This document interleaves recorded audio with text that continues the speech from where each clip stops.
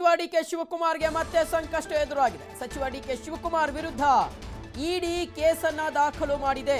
ಹವಾಲಾ case ದಾಖಲಿಸಿದ್ದಾರೆ ಜಾರಿ ನಿರ್ದೇಶನಾಲಯದ ಅಧಿಕಾರಿಗಳು. ಅಕ್ರಮ ಹಣ ವರ್ಗಾವಣೆ ಆರೋಪದಡಿ ಇದೀಗ ಕೇಸ್ ದಾಖಲಾಗಿದೆ. ಡಿಕೆ ಶಿವಕುಮಾರ್ ಸೇರಿದಂತೆ ಮೂವರ ವಿರುದ್ಧ ಪ್ರಕರಣ ದಾಖಲಾಗಿದೆ. ಇದೇ ಮೊದಲ ಬಾರಿಗೆ ಸ್ವಯಂ ಕೇಸನ್ನ ದಾಖಲಿಸಿಕೊಂಡಿದೆ ಜಾರಿ ನಿರ್ದೇಶನಾಲಯ. ಆ ಮುಖಾಂತರ ಇದೀಗ ಸಚಿವ ಡಿಕೆ ಶಿವಕುಮಾರ್ಗೆ ಮತ್ತೆ ಸಂಕಷ್ಟ ಎದುರಾಗಿದೆ.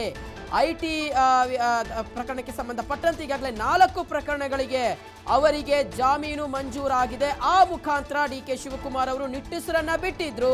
ಡಿಕೆ ಶಿವಕುಮಾರ್ ಸದ್ಯಕ್ಕೆ ರಿಲೀಫ್ ಅನ್ನ ಪಡ್ಕೊಂಡಿದ್ರು. ಆದ್ರೆ ಮತ್ತೆ ಅವರಿಗೆ ಸಂಕಷ್ಟ ಎದುರಾಗಿದೆ. ಇಡಿ ಸ್ವಯಂ ಪ್ರೇರಿತವಾಗಿ ದೂರನ್ನ ದಾಖಲಿಸಿಕೊಂಡಿದೆ. ಹವಾಲಾ ಕೇಸನ್ನ ಈಗ ಜಾರಿ ನಿರ್ದೇಶನಾಲಯ ದಾಖಲಿಸಿಕೊಂಡಿರ್ತಕ್ಕಂಥದ್ದು. ಅಕ್ರಮ ಹಣ ವರ್ಗಾವಣೆ ಆರೋಪದಡಿ ಇದೀಗ ಕೇಸ್ ದಾಖಲಾಗಿದೆ. ಆ ಮುಖಾಂತರ ಡಿಕೆ ಶಿವಕುಮಾರ್ಗೆ ಮತ್ತೊಂದು ಸಂಕಷ್ಟ ಎದುರಾಗಿದೆ. ಇದೇ ಮೊದಲ ಬಾರಿಗೆ ಇಡಿ ಈ ರೀತಿಯಾಗಿ ಸ್ವಯಂ ಕೇಸನ್ನ ದಾಖಲಿಸಿಕೊಂಡಿದೆ. ಜಾರಿ ನಿರ್ದೇಶನಾಲಯ ಸ್ವಯಂ ಪ್ರೇರಿತವಾಗಿ ದೂರನ್ನ ದಾಖಲಿಸಿಕೊಂಡಿದೆ. ಡಿಕೆ ಶಿವಕುಮಾರ್ಗೆ ಮತ್ತೆ ಸಂಕಷ್ಟ ಎದುರಾಗಿದೆ.